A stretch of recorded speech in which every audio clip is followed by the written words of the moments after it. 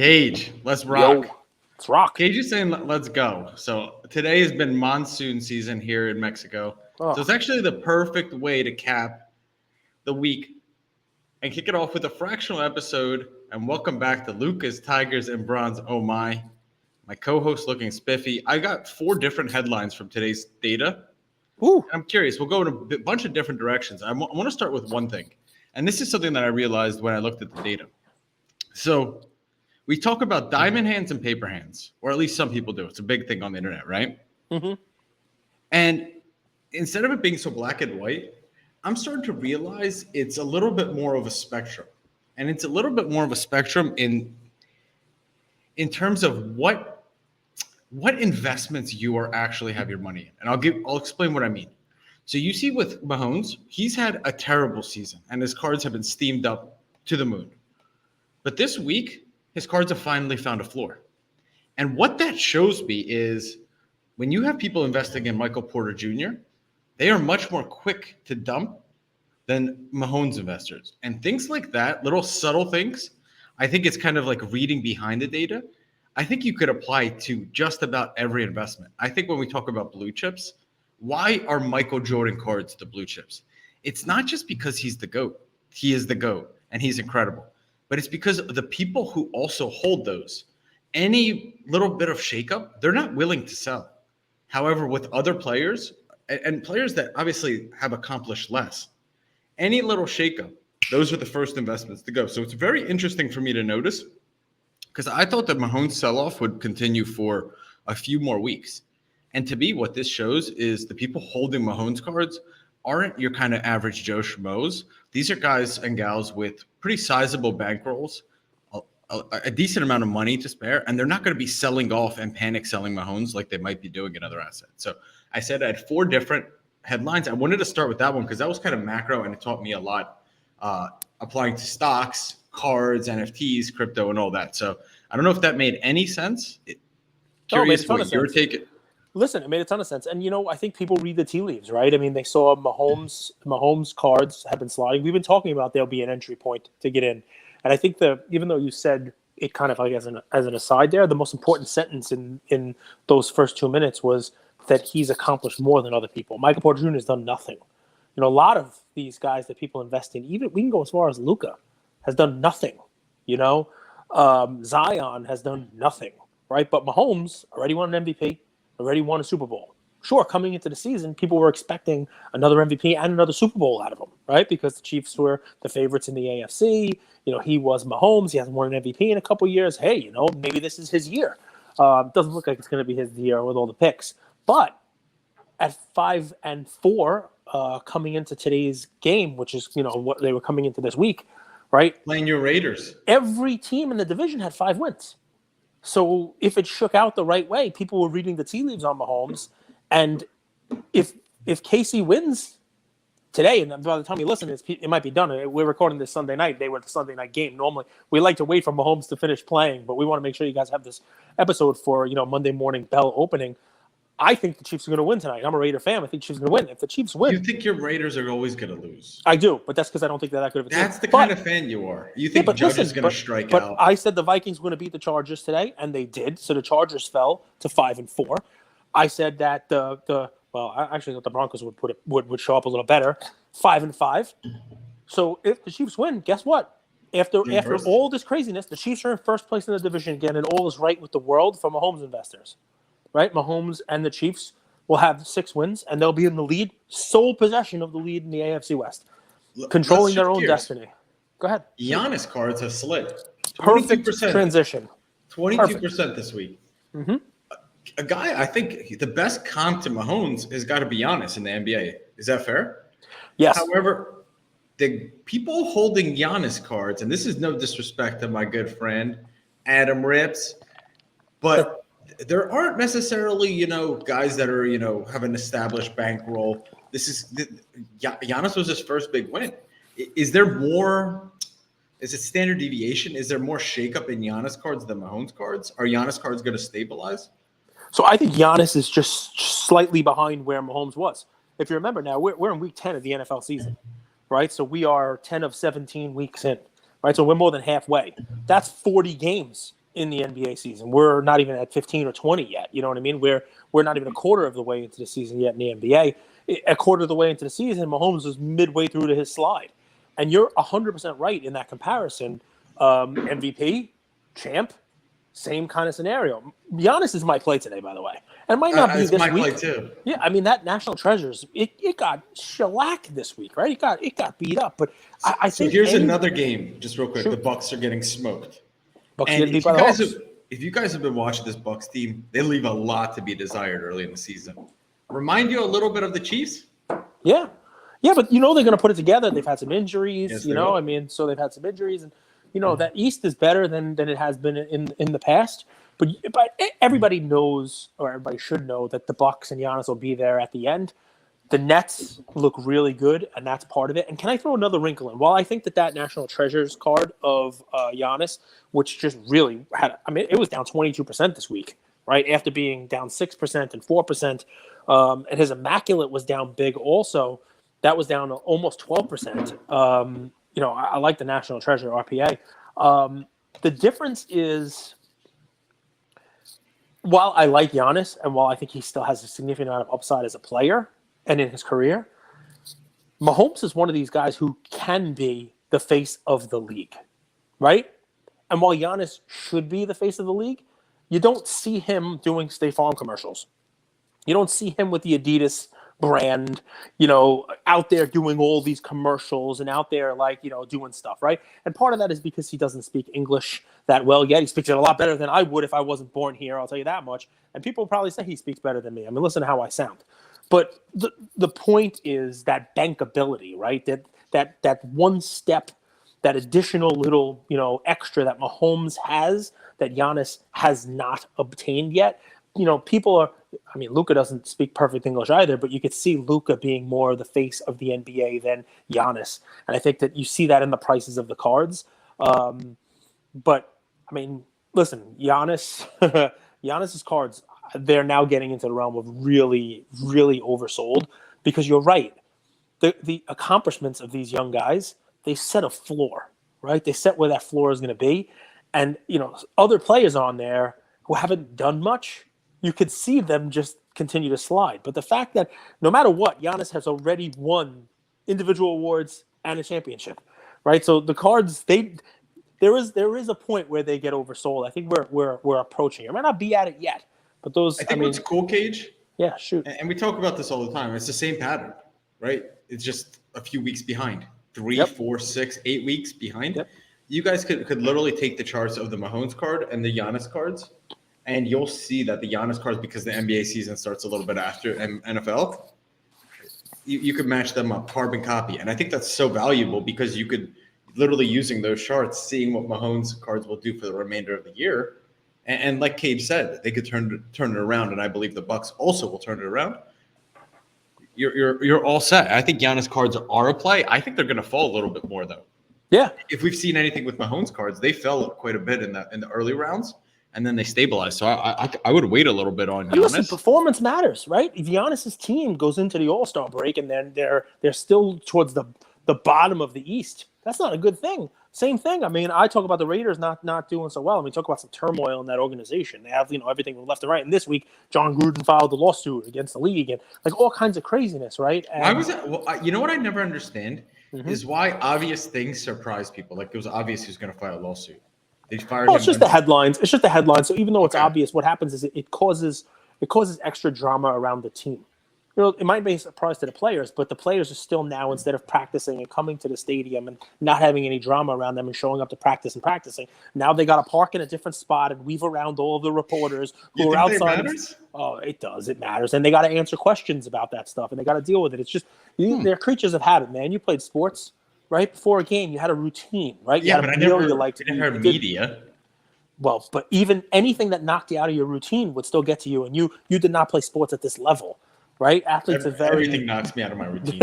they're very superstitious. They're very like creatures of habit kind of stuff. And you see what happens. You see what happens when this. But the point I'm trying to make, right, is if the Raiders win, next week could be a Mahomes down week again. There's a floor, but next week could be a down week for Mahomes if he has a crappy week and happens to throw a bunch of interceptions.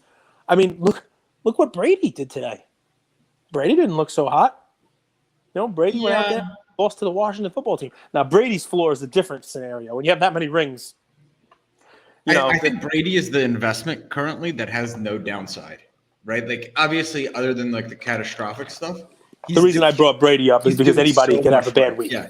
Right? Mahomes can have a week like that this week, too. So let me go over some of the data real quick, all right? Shoot. So vintage was down 2% this week, modern down 4.83. But here's a good one. And I wonder if you have any take on this, because I'm curious who was in this. But ultra modern was up 7.98%. And I think that was all with football. Yep, football coming back. Who modern on football? Is that Mahomes? Yeah, Mahomes was a lot of it. Although he's not all of it, because his immaculate was only up like 3%, but his flawless was up like 9%. So that's part of it. But I mean, he's not all of it. It's 8%. But he was a huge reason why ultra modern kind of turned it around, right? So some Luka cards were down big this week too. I don't know if you noticed that. That 1-1 light. White sparkle. I don't know how do you feel about a white sparkle card? I don't love it. There. It's funny. It reminds me of that Jokic card that I talked about. That was like, a black mosaic, whatever, 1-1. And you're like, what the hell is that card? If it's not one that people are really looking for, it's tough. Some people love the white sparkle. Some people love the sparkle 1-1s. I'm not a fan. I wonder why I asked that is because obviously, like when it's on eBay and just like available to the everyday man and woman, it makes sense. But when it's on Collectable, it's kind of like this higher end card.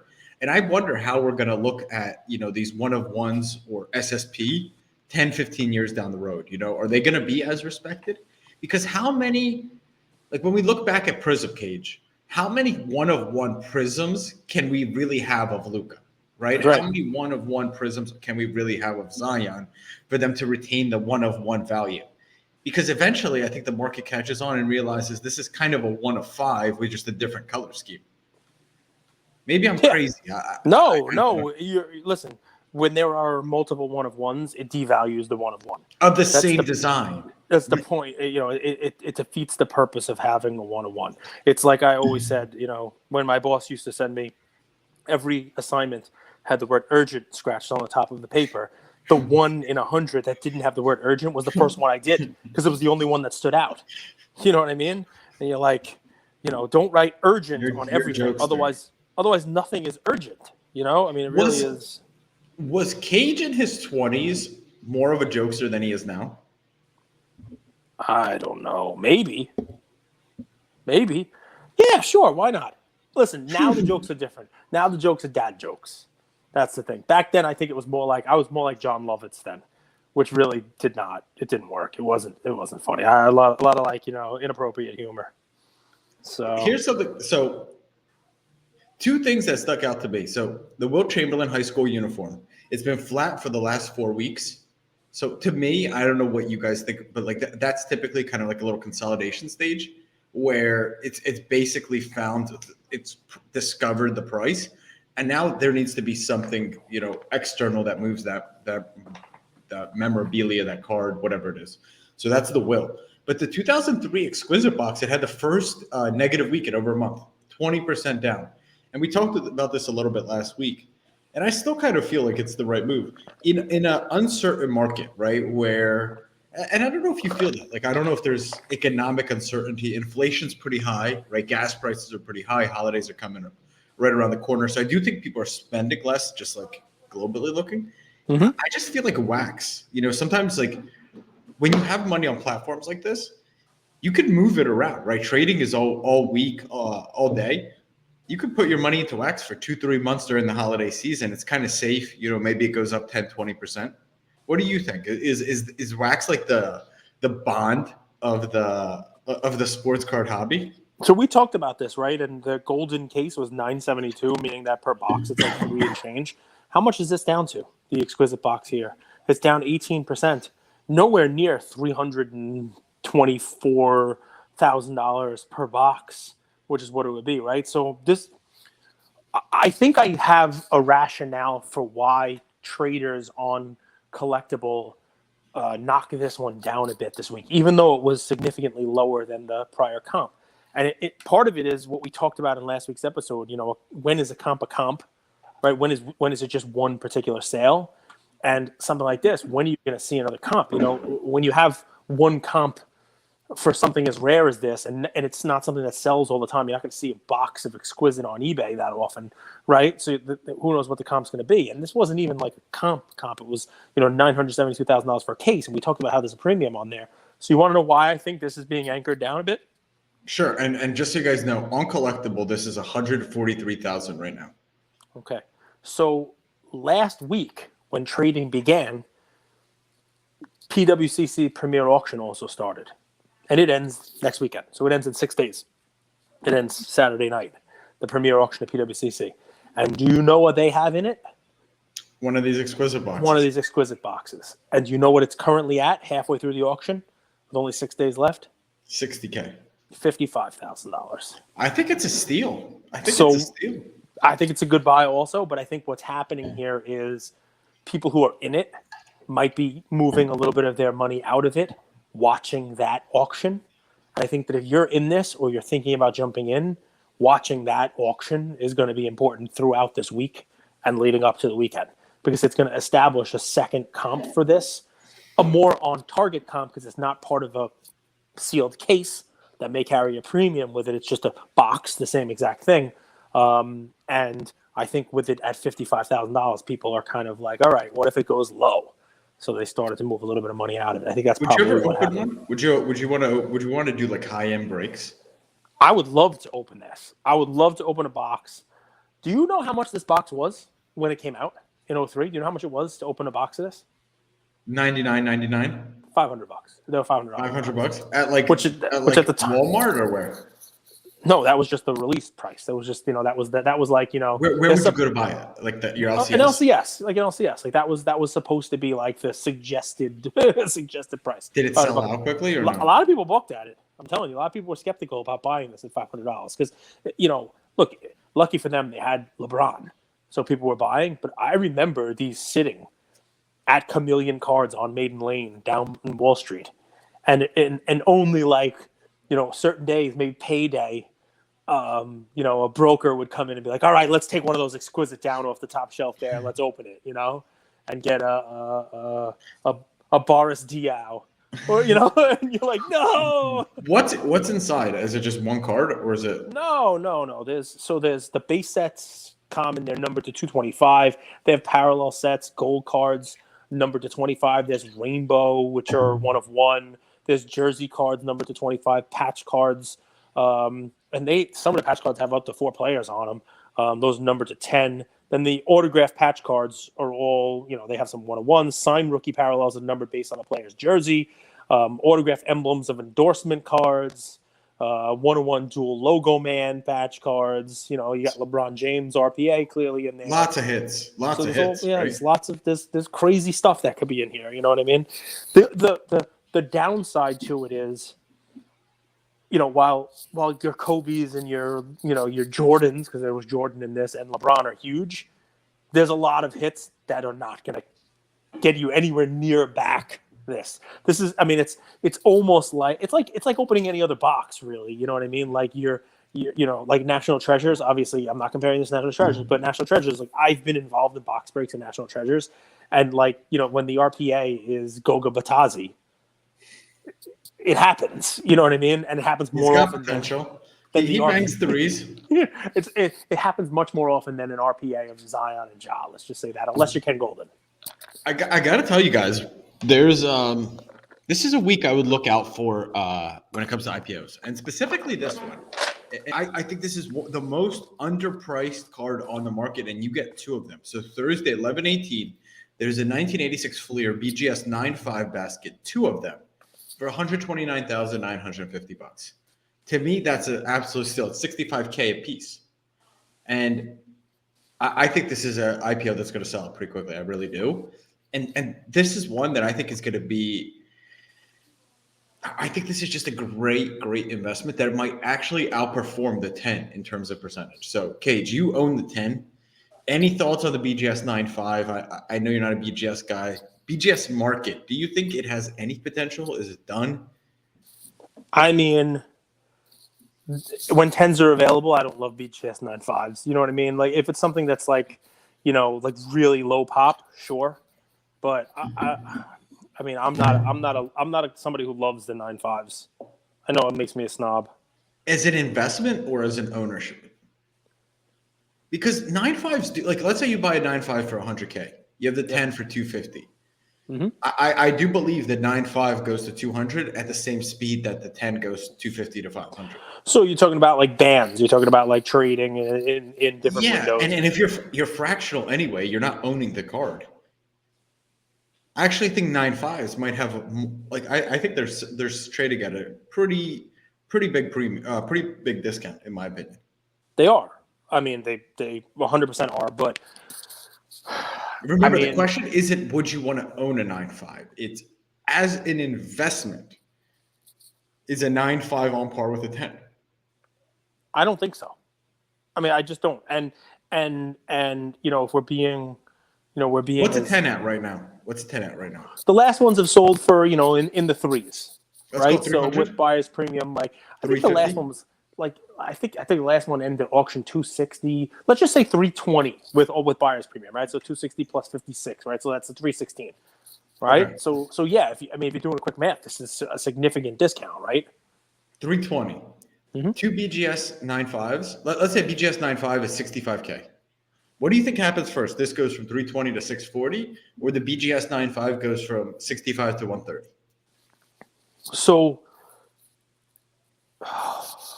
remember, this is fractional as an investment. I know, but because it's fractional as an investment, I almost would say if I have money to invest and I don't have to buy the whole thing, I'd much rather find a piece of a Jordan 10 and invest in that.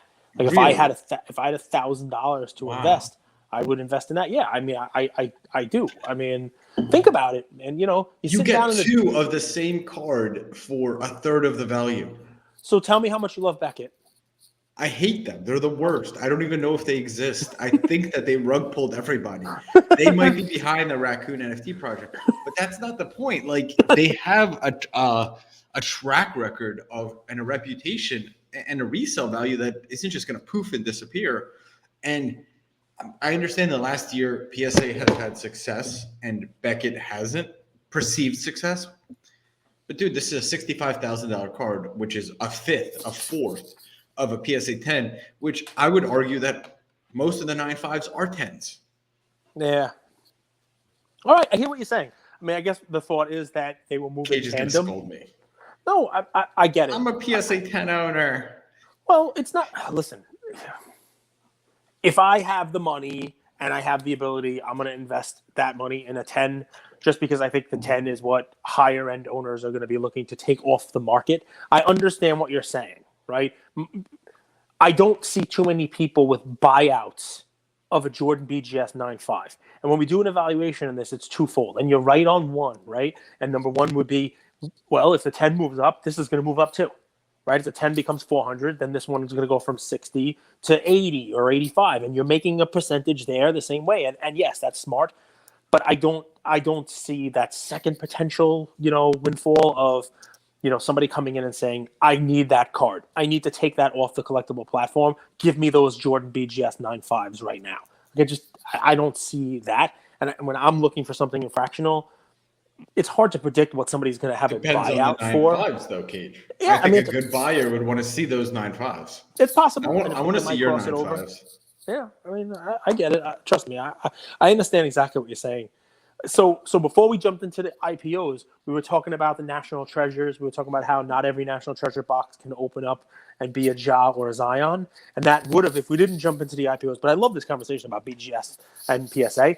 I would have jumped into another card that I think it might not be bottom now, and it's less Mahomes and Giannis because he doesn't have the accomplishments, but it's a card that everybody understands why it's going down. Have you looked at the Zion National Treasures on Collectable? It's down again. It didn't drop, like a crazy amount, but this is something that, when it started significantly higher. Right. And obviously coming into the season started moving up a little bit and was as high as I think 18 and change per share. And now it's down to a flat $13 per share. It's been lower. It definitely has been. It's been higher. Actually, I think if you go back far enough, it actually breached $20 a share. It closed one week at $20.45 per share. If you go back far enough, this is one I'm not saying to jump on this week, but Zion's cards when he comes back, whether that's All-Star break or whatever it is, there will be a week where if you get in, you will get in at a. It's tough to time the market, folks. It really is. But I've kind of given this, this advice of if you're listening to us, it means you're willing to put in a little bit of sweat. It means you're willing to put in a little bit of work on this stuff. You're not just going to log into the platform and say, okay, this one looks nice this week. You're doing your research. You're putting in some time.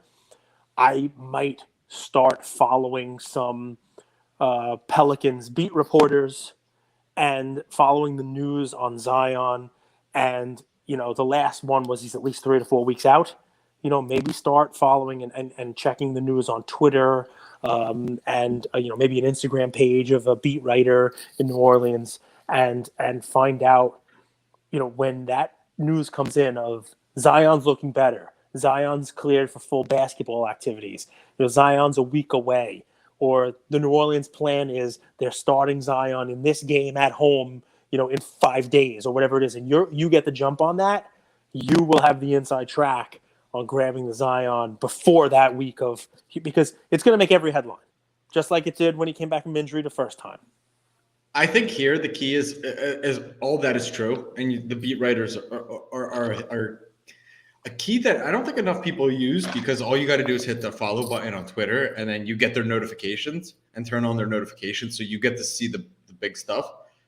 It's also being ready to sell one game into the season, and I think sometimes people get like too romantic, right? Like They have this whole plan. They're like, I'm going to buy on the dip, and then he's going to come back and crush it, and he comes back and crushes one game, right? And you're like, I'm going to hold. I knew it. Yeah, I knew it. Yeah. And then you see game 2, it's not so good. Game 3 is injured again. So if you could time it and like literally day trade this, he might have a huge first game. And I think being ready to sell is actually a strength, because sometimes you get romantically attached to your wins.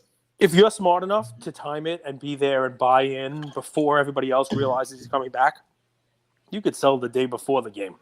You could sell the day of his game back, because it'll most likely see the pattern that we see over and over again when a star is about to come back.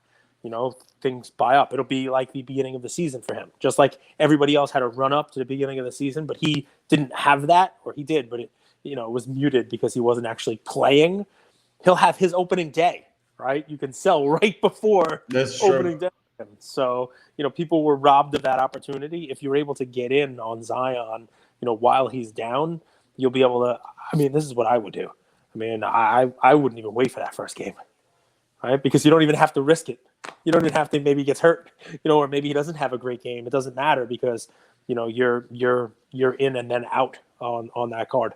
And this is not, look, obviously, the thought is look for these things to hold, look for long term, but there's different ways to play this stuff, right? With the liquidity that's being offered on collectibles market now, having that full market hours of trading 5 days a week.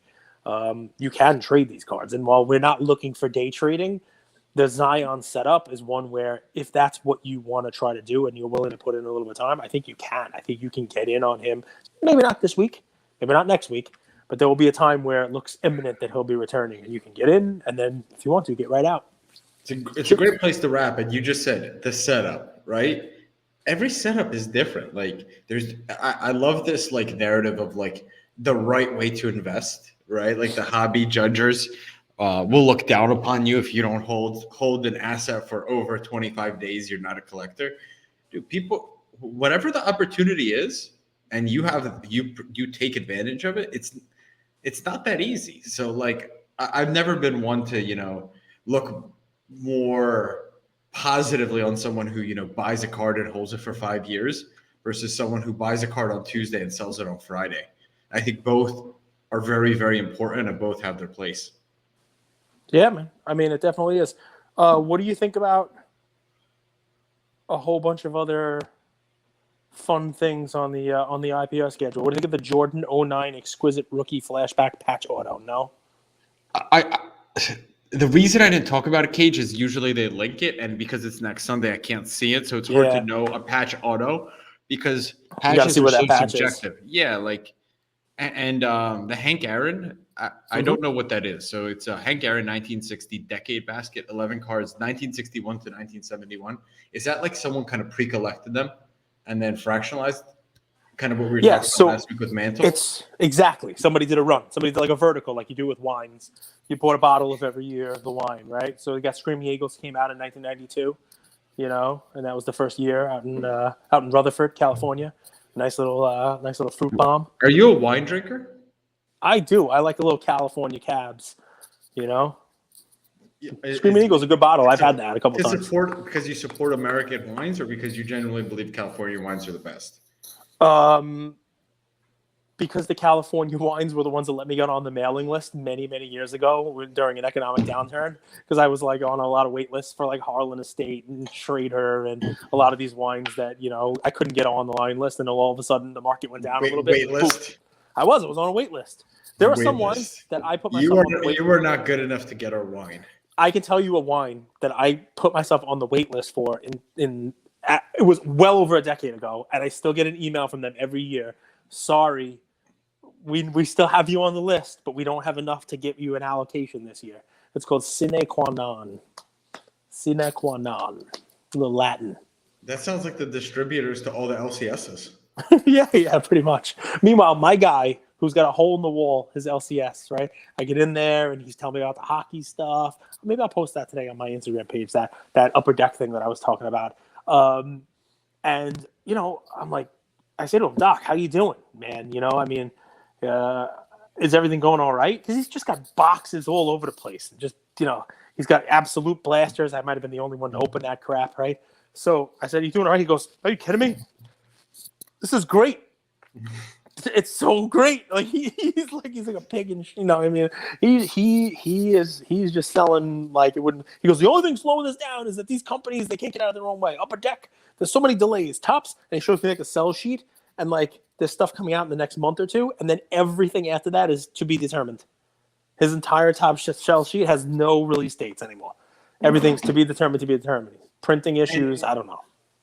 And that's because he has allocation, right? He's been in business so long, he gets the best. He gets it direct most. from Upper Deck, direct from Tops, direct from Panini. It's a nice perk. That's a wrap. That's a fractional episode. I didn't go over all the data because some of it was flat cage, and I don't want to waste people's time. I try to bring them the relevant information. Some weeks it's going to be like a fire hose. Other weeks it's going to be one, two, or three things. I'm with you on that. The only thing I'll throw in there, not as a investment, just because it's difficult. Their comp on this is going to be crazy. But if you are in the market for something that maybe something that somebody might take off the market down the road in a buyout, just because it's a unique item, there's still some left. The Steph Curry player exclusive sneakers on the platform. There's somewhere between 15 and 20% left. It changes, by the time you listen to this, who knows what there is going to be left on that one, but there's still some of that left. That's a cool item. And Steph is having a heck of a year. You might see Steph stuff start to jump a little bit, just because a lot of people want to make the argument that he shouldn't be mentioned in the same breath as somebody like LeBron. My co-host is not one of them. My co-host thinks he should be in the same breath as LeBron. I think he's going to win MVP this year. And as every game goes on and every season goes on, and he adds more hardware and maybe more championships, and continues to put up numbers and do crazy stuff, stuff of his becomes more and more attractive. And that's a cool thing, right? That Steph Curry player exclusive sneakers. I always do this exercise at this point in the season of like, what storyline is ESPN gonna run with in like March and April? And here's the one that I think: KD back in the Bay, Nets Warriors finals. I think there's gonna be something there. I think KD and Curry are gonna be front runners for MVP, and I think that discussion, right? It's always the hype, not the news, right? So I think the hype that's gonna be surrounding that. I bet both are gonna be the captains of their All-Star team. So there's going to be that little bit too, right? So I think they're going to create a little bit of a rivalry out of this Warriors Nets team. It could be cool. I mean, and think about it. You want to talk about a bonus little storyline before you even get there. The Warriors are doing all this, and they haven't even gotten Clay and Wiseman. They got a 7-1 guy and this defender who can shoot the lights out coming back. And at some point in time, you got to think the Nets get Kyrie back. And if those are not Unmotivated Kyrie, if those are not the teams that you would expect to come out of their respective conferences, I don't know who you would expect to come out now.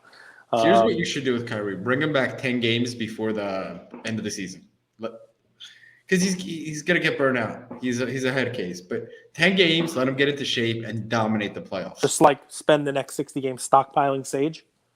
Yeah. Okay. Let him go. He could come to Tulum and hang, do psychedelic breath work and all that stuff, and just fly back in March. So I think what's going to happen is Kyrie is not going to come back and play, but the Nets are going to sign Uncle Drew. And Uncle Drew is going to come. No, don't. Ian would love that. My son loves that movie. All right, I don't even know if that's a real movie. Was that a real movie? Uncle Drew, Shaq. I just thought it was a commercial. No, dude, you should watch it. Go watch it, Uncle Drew. On where? I don't know where. Type into this fun thing called Google where to stream Uncle Drew, and you'll see maybe it's on Hulu or Netflix. Maybe it's on a channel that you have down there. It's probably not on Univision, but I can't really help you. I don't know what channels you have down there, but it is, man. Shaq is in it. Chris Webber is in it. Reggie Miller is in it. Nate Robinson. That's his team. That they put a team together. The Harlem Buckets. I mean, if that's the team, And then Shaq has to be subbed out for health reasons. And you know who subs in for him? Lisa Leslie. I like that. That's a good Lisa sub. Leslie. He's married to Chris Webber in the movie. She's married to Chris Webber in the movie. I'm trying to think who else is in the movie. Oh, Aaron Gordon. Aaron Gordon is like the lead bad guy. So this is why you didn't get my joke when you say Aaron Gordon he plays well, and I say, hey, Casper, because his name in the movie Uncle Drew is Casper, and you didn't get it during the episode this week. You didn't get it. Now I know why. Tell me the truth. Yes. If an NBA player isn't in a movie, he cannot be a GOAT. You know what? I think they will find a way to make any GOAT. So Kobe was never in any movie. No, but he won an Academy Award, didn't he? It's kind of close, right? He created a short film. It's kind of close. Was Kobe really never in a movie? I don't know. Is that true? I mean, he probably didn't star in a movie, but he never made a cameo or anything in a movie? Are you sure? Are you 100% sure? Do I have to look this up? I mean, I'll look it up. I mean, does his own documentary count? I don't think that's fair. LeBron was in a movie. He's in the movie. He was in this movie called The Black Mamba. Short. It's a Nike commercial. Does that count? No, wasn't he in? Is it Muse? Kobe Bryant's Muse? Yeah, that's not a movie. That's a documentary about his life. Of course, he's going to be in there. All right. Well, listen, I don't know, man. I'm not a Kobe guy. Plus, a lot of people would say that Kobe is not exactly a GOAT. He also had a cameo in Daddy's Home, which is the Will Ferrell, Mark Wahlberg movie. It would appear. So he has been in a movie, although that clearly I don't know if that counts, in what you're saying. But LeBron was in one. Jordan was in one. That's right. Shaq. Kareem was in several movies. Shaq was in movies. Magic Johnson owns movie theaters. I don't know if that counts. Magic Johnson movie theaters was a big thing for a while. Larry Bird was in movies. Kobe has 25. Yeah, he was in Space Jam. Kobe has 25 acting credits. Most of them are video games, though. Video short. Daddy's Home. He played Kobe Bryant. Nice. Yeah. Well, I mean, that's a tough one. You don't really have to act. Love and Basketball, he also played Kobe Bryant, although he was uncredited. Hang Time, a TV series in 1997. Also Kobe Bryant. Uncredited. No, TV series, he was in Sister, Kobe Bryant, in the kidnapped episode. He played Terry Hightower in a 1996 episode of Moesha, and he also appeared in What About the Fans episode of Arliss. All right, so, maybe he's not a GOAT because he was never in a movie. I don't know what to tell you. Luca Nation, that's a wrap.